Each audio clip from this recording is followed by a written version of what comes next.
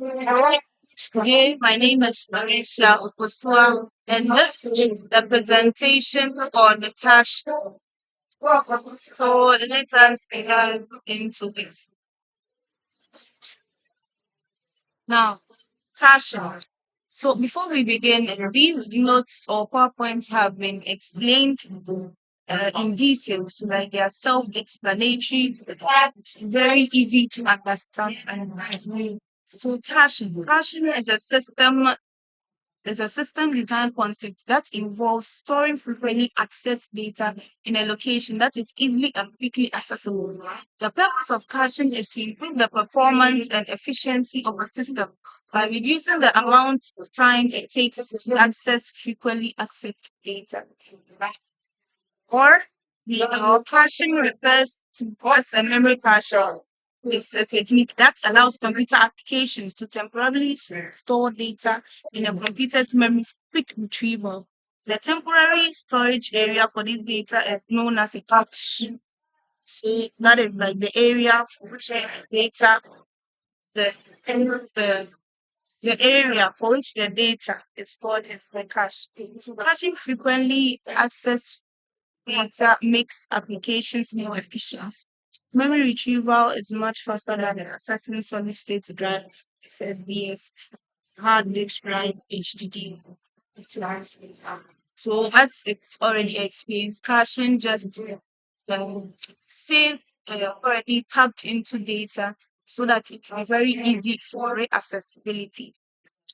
Let's take an example for simply understanding of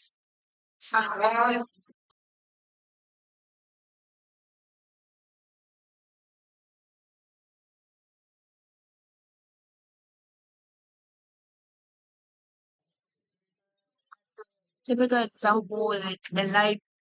So a library where books are stored on shelves.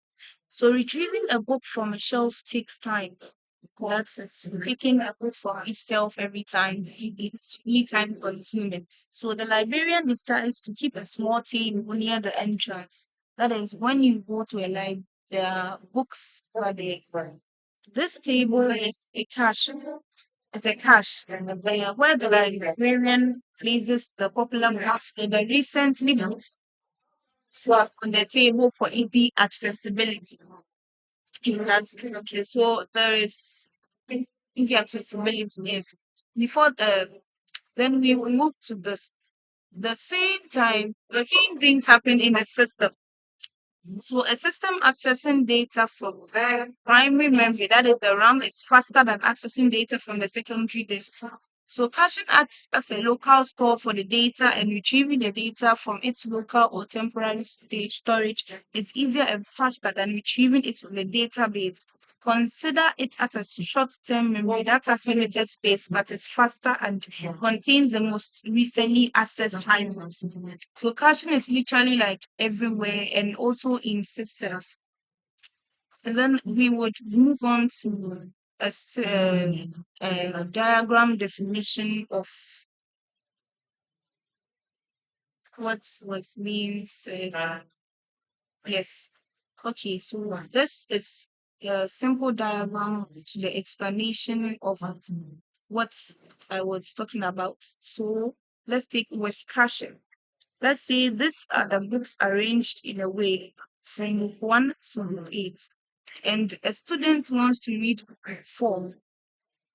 So when the student picks start the book 4 to be read already, the book 4 is being placed separately so that it will be easy for the students to come back to come back to taking the book that he or she already chose instead of going through the whole shelves to look for the book they chose already.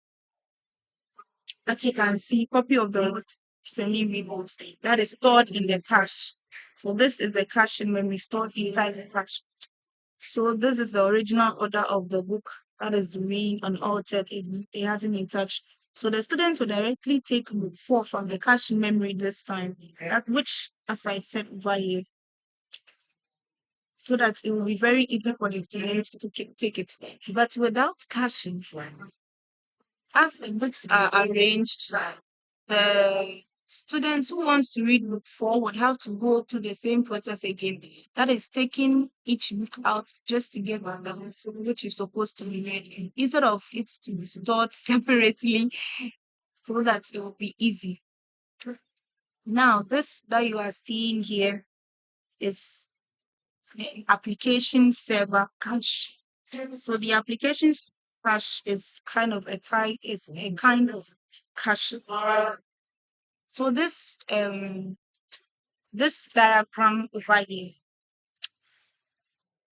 is literally like how application server caches helps optimize the performance of a high traffic system using the load of a database system. So let's take this as people, this as people, that is in readers. Let's take it like that, 100,000 readers.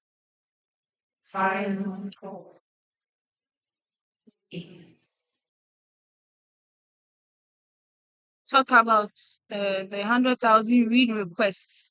And these requests are managed by this load balancer, by this load balancer. So, what is happening over here? What is happening over here is uh, these read requests that the user is requesting from the app server.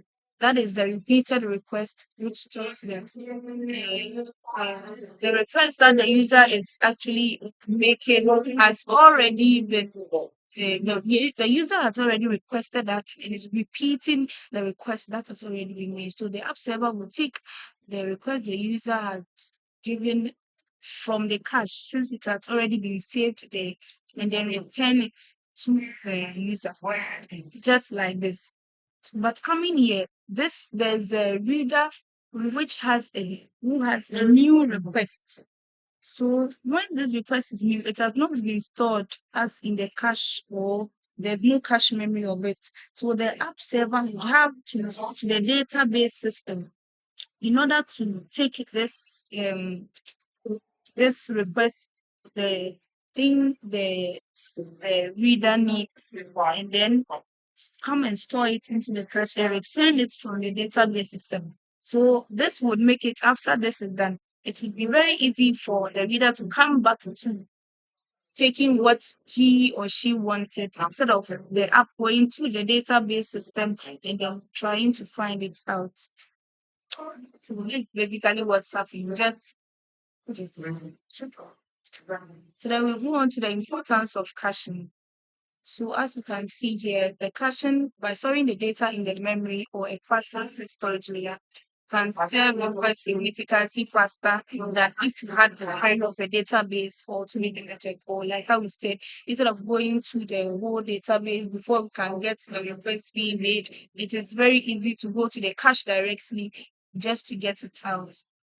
It also decreases the load on the primary data storage. So when data is cached, your primary database or data source receives fewer requests, which can prevent performance degradation and reduce costs. And then we have it improves scalability. With reduced database loads and faster response times, system can handle more concurrent users or data requests. But however, caching isn't a magic bullet. Like I said, it comes with challenges like ensuring data consistency, cache invalidation, and optimizing cache usage to avoid wasted resources. Then we go to the types of caching. There are different caching strategies to consider depending on your use case. Here's a breakdown of some of them. These notes have already been simplified and explained. So I am not just reading them as I am. I'm not just reading them for reading sake, but as the reading goes on, the explanation is also part of it already. So the in-memory caching think I have double the in-memory caching. It involves storing data in the RAM. That is the random access memory for ultra fast access. And then we have the tools like the Redis and the Memcache, which are popular choices for the memory caching because they provide low latency, and high throughput capabilities. The use cases, the web session data, frequently accessed database verification results of expensive computation. The web data literally refers to uh, let's say you've gone to the website, you've searched for something already. So when you want to go back to the already gotten or already went to the already website that you had tapped into, it's very easy for you to as I was saying. Then so we move on to the advantages and disadvantages of caching. It maximizes resource utilization, reduces server load, and enhances viral stability. Caching is a helpful technique in software development, like what we said already, maximizing the resource utilization and reducing the server load. That is, instead of it's being the request that has already been made to be stored again and again and again. That is when you want to tap into it, the cache just stores it and then starts. Will just bring it out the next time that you need it. Improve performance by significantly reducing down the time it takes to get frequently used data. Caching can enhance system responsiveness and performance. This is self-explanatory. Reduce load on the original source by significantly reducing down on the time it takes to get frequently data. Caching can literally enhance the system's responsiveness and performance, and it's cost saving too. So caching can reduce the need for the expensive hardware or infrastructure upgrades by improving the efficiency of the already existing resources. So everything that has an advantage also has a disadvantage too. So we'll be moving on to the disadvantages of using caching. Despite its advantages, caching comes with a drawback, like and one of them is data inconsistency. So if caching consistency is not maintained properly, caching can introduce issues with the data consistency. Issues with data consistency, like explaining the data inconsistency. Inconsistency literally means like like explaining the data inconsistency. It's like where a piece of data is stored in two or more places, which does not match.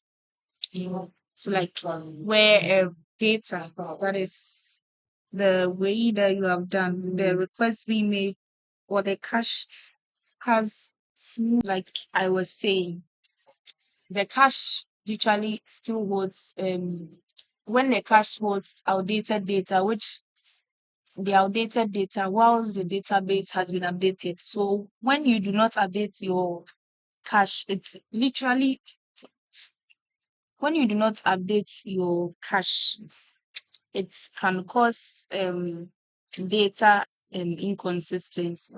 And then moving on to the cache eviction issues. That is, if the cache eviction policies are not designed properly, caching can result in performance issues or data loss and also additional complexity. So the cache eviction issues, it's literally like the process of removing items from the cache when space is limited or when data becomes stale. Yes, like meaning removing items from the cache when space is limited, like clearing some pictures when your storage is actually full.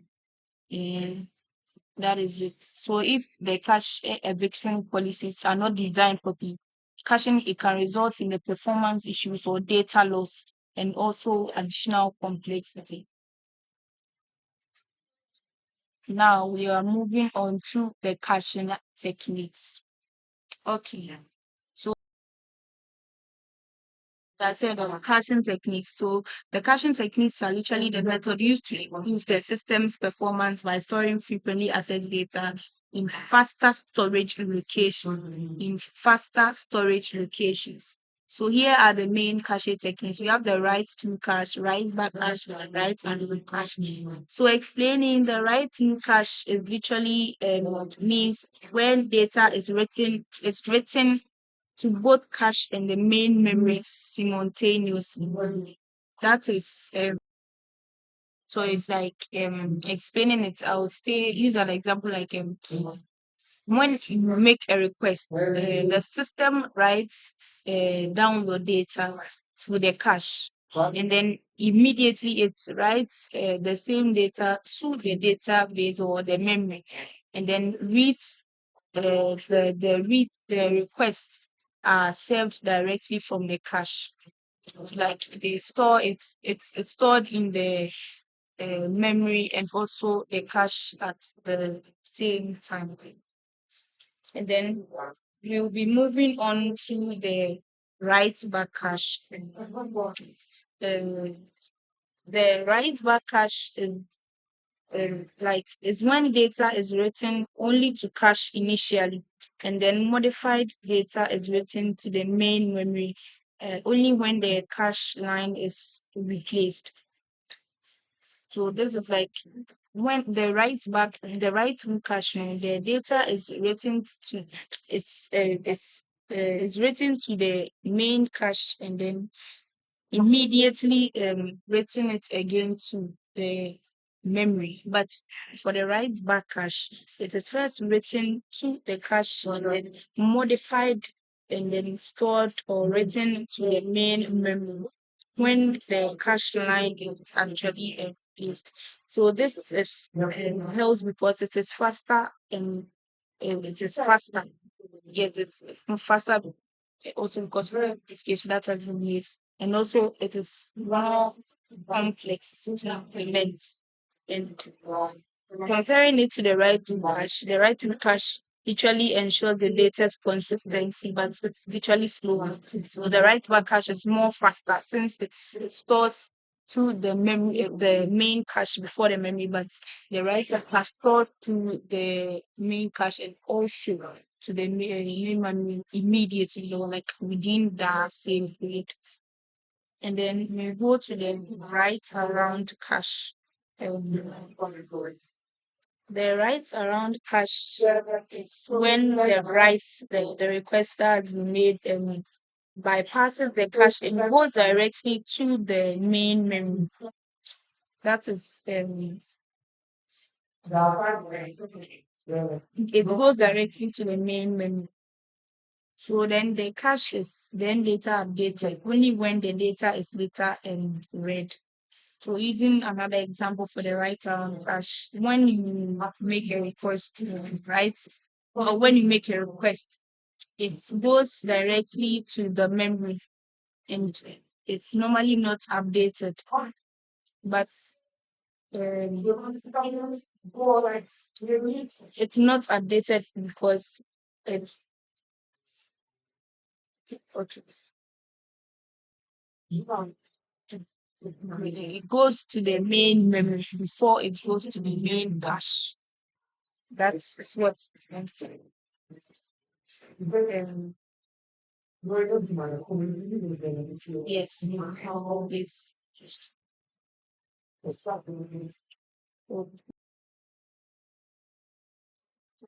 so this is it. And to clarify myself on the right around cache, it is like this. When it is saved into the memory before being saved to the cache, it can only be saved into the cache itself when it is being read. That is, if someone reads what is written, and then it will later be saved into their in memory. Another example in our daily world can be like when there's a new product like milk Instead of putting it in the fridge right away, it is being stored at the warehouse.